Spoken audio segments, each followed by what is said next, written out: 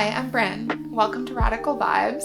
Today we're going to talk about the Empress card, a card that's very near and dear to my heart. We're going to dig into some of the stickier parts of the card, but then ultimately talk about how this is such like a healing and nurturing energy to embody and take in.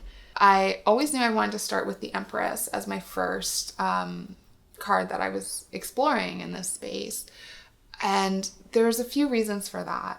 First, she is a card that I feel very, very connected to. Another reason I really wanted to talk about her was because right now we're in an Emperor year. The Emperor and Empress are one of the great partnerships of the tarot. They're the third and fourth card of the Major Arcana.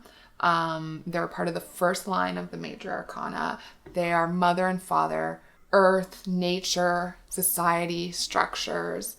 I find it very difficult to talk about either of them without the other, because when we're going through the Fool's journey, when we're going through the soul journey of the 22 cards of the Major Arcana, ultimately what we're learning is that these partnerships, these dualisms that we are introduced to in especially the first line, are false dualities.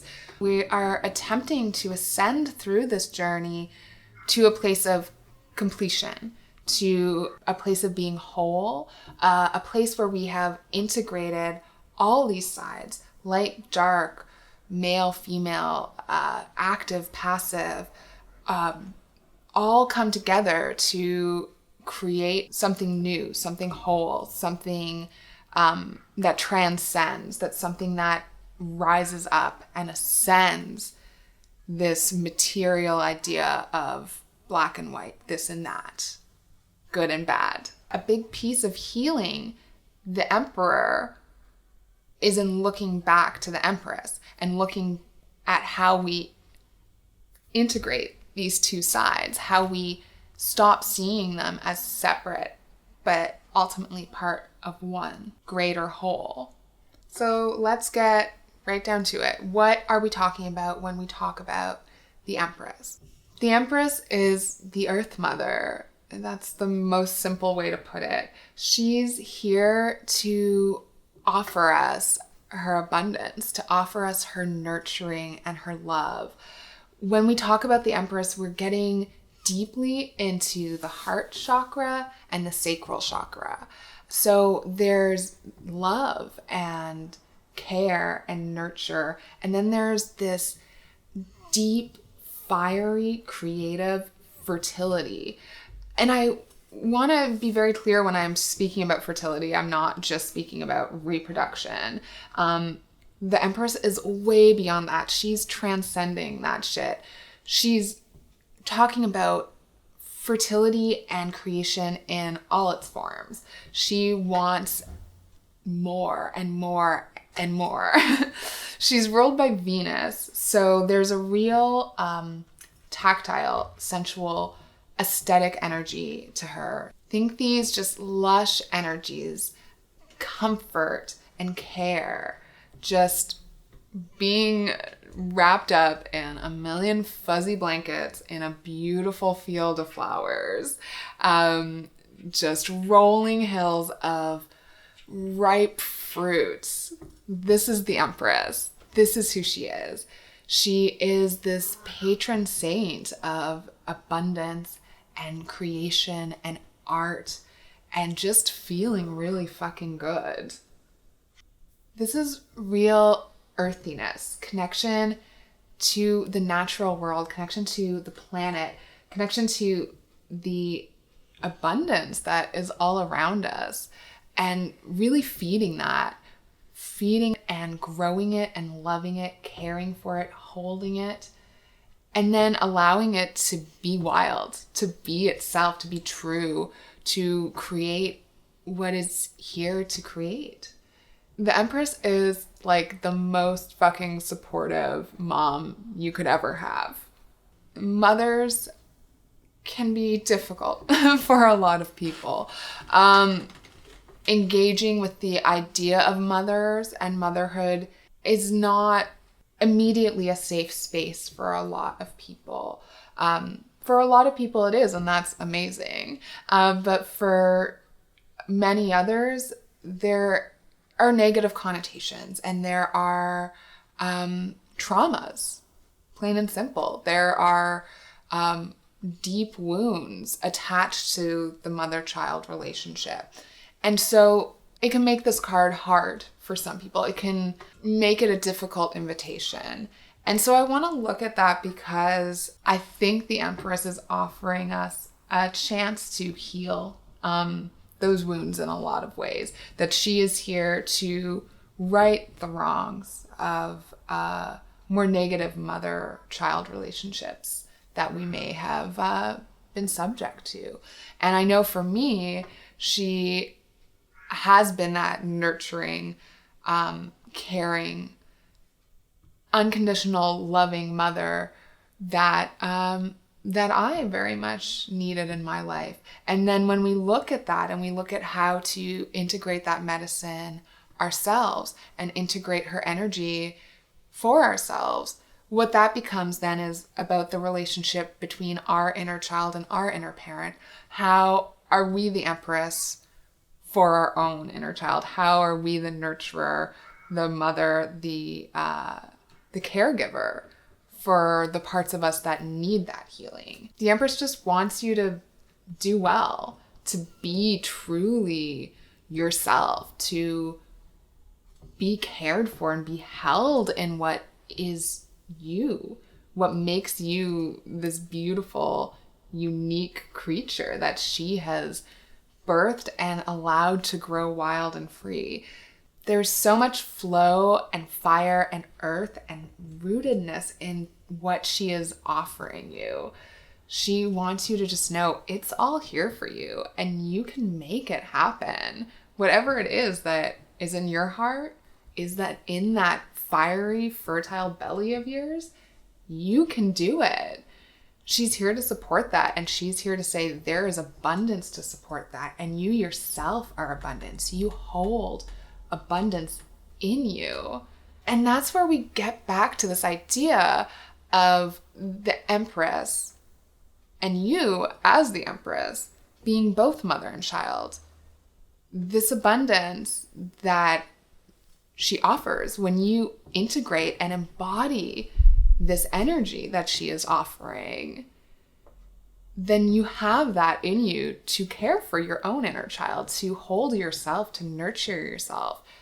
And it becomes this ground of self-love that allows you to then be that loving, earthy, caring mother for your community. But it all starts in here.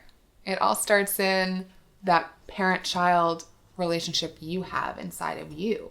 I just want to look at a few examples of Empress cards and what we can pull out of these particular representations of her archetype. So first we'll start with the classic Rider-Waite-Smith version of the Empress card. So this hits on so many of the things that we've just talked about. The lush garden, this lush meadow that she's in, where everything's growing. You have this flowing, beautiful stream, waterfall behind her. And then not only is she in this natural abundance, this naturally beautiful landscape, she's also lounging in these tactile, man-made comforts as well. She has the robe on, she's got all these pillows. She's a total Taurus queen. Like, the Empress is just, she's feeling it. She's into it. She's loving it. She really does know how to live. She really knows how to live, how to care for herself. And she knows that caring for herself means that she can care for others. And then we'll just take one moment to look at her against the Emperor. And you can just immediately see the difference in these two cards. She's lounging. She's lounging. She's got big fluffy pillows. She's got this lush landscape, everything we just talked about. And then you have the Emperor and it's night and day. He's wearing armor. He's wearing something very formal looking. He's sitting on a stone, like a concrete throne. It doesn't look comfortable at all. He's upright. He's facing us. He's not happy. And then behind him, he has this stone desert mountainous landscape. There's no fertility. It's a very different vibe. They've got two different things going on here. And what we need is to remember that these things need each other to survive and exist. So I love this version of the Empress. It's from the Crow Tarot, which is a deck I read from a lot. I read, especially for others. I love reading from this deck. And this particular version of the card, I just think is so evocative. There's a lot going on. So again, we have this winding waterfall river happening, and then the crow is just like flying over this insanely lush, beautiful landscape. This autumn that just is like full of colors and is so alive. And then you have the sun above that contains a heart, that contains a cup. There's some wands happening here, flying up towards the crow. So we have all these elements here. We have water, we have earth, we have fire, we have the air. And it's speaking so much to how the Empress encompasses all of this, that she encompasses all aspects of our natural world. And then with the wands, there's the magic too, that she is this otherworldly, spiritual, magical archetype that is caring for our natural world, that is both apart from it, that is both flying over it, but is also so deeply rooted within it. And again, breaking down those dualities, that the spiritual and physical realm are separate. This is all one. This is all feeding each other. This is all caring for each other. So I just love this card. Like, I think it's so beautiful and speaks to some really interesting aspects of the Empress. Here's another fave, the Sasuraibito Tarot. We have this sort of sprightly nymph, a young woman with just flowers literally growing from her, like she is birthing flowers. She is birthing this fertile earth. And we see something very similar happening here in the Tarot del Fuego, where we have quite literally a woman, of pregnant, fertile woman, giving birth to the earth, giving birth to not only the natural world, but everything in it, to the homes and the little like workings of life, just the day-to-day aspects of where we live and what we do is all coming from her. I love that. Here in the Brady Tarot, this is just such a nice little scene. It's a real like peace on earth vibe happening here, and I really like that. You have the mother feeding her children, but then there's real peace in this lush meadow. She's a predator, but she's not harming any of the prey that are very joyfully going about their lives. It's just so harmonious. That's the word for the Empress, harmony. All of these elements and aspects coming together as one, feeding each other, nurturing each other, creating this feedback loop of abundance and nurture that just expands and gets bigger and bigger and holds us within it. And this is a cute, fun one. This is the Tarot Cats by Bunny D. I love this deck. It's the sweetest. And yeah, I love this Empress. She's very magical. She's a magical little white cat. And there's something about this representation of the Empress that I love because it transcends time. It's like she's day and night. She's spring and autumn. She's existing in this like ether where all things are happening at once, where all timelines are converging. And it's very beautiful.